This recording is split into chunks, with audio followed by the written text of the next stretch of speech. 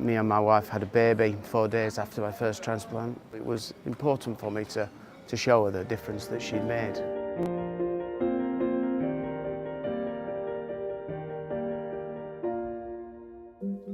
We have here the Patient Family Donor Day, which is for patients, their carers, family, and of course for donors. Since we were established last year in Lisbon 2018, we organized it for the first time, set the key topics we felt were important. It informs patients so they know what's going on with them. They know they can get help for them. It's not unique, it's something we share. They meet patient organization where they can go to, and actually that's supported by research that the more informed the patient is, the higher the chance of survival.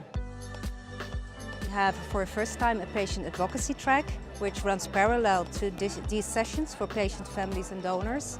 And by hearing this voice and listening to the voice of patients and patient advocates, I'm sure that you can raise the awareness of the unmet needs of patients. The patient advocacy track is actually a track to inform the participants about topics that are really of interest for the patient community. And we've been doing this as patient advocates for quite some years because we feel there needs to be a connect between the physicians, the clinicians, the people that are doing the medicine, let's say on the ground, and what patients are really interested in.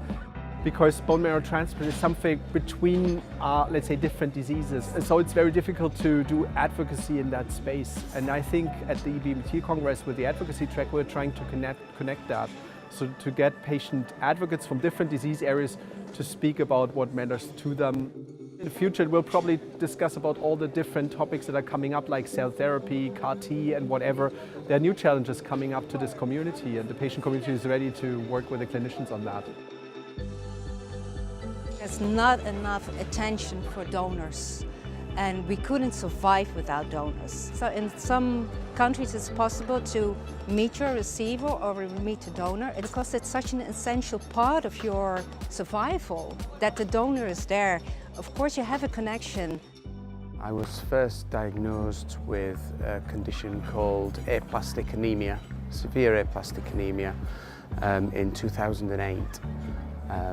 And there was a worldwide search after the UK had no matches. Unfortunately, someone had just gone on the register weeks earlier in Germany. I wanted to register as a donor because I think it's a great opportunity to help in case my genetic twin needs help, and I registered on a blood donation day. I was blood donating and I just gave a bit more blood, and that's the way I registered.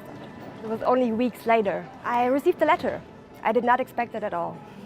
I was in the hospital for 3 days. It was fine, it was all right. I was allowed to go home direct on the next day.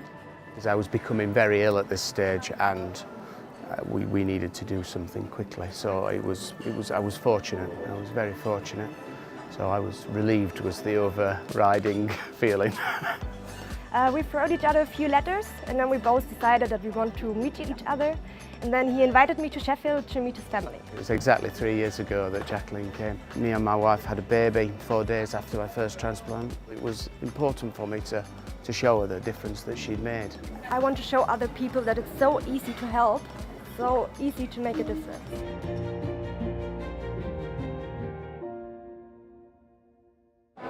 EBMT TV is brought to you from the 45th annual meeting of the EBMT in Frankfurt, Germany. For more like this, then you can click on some of these great videos.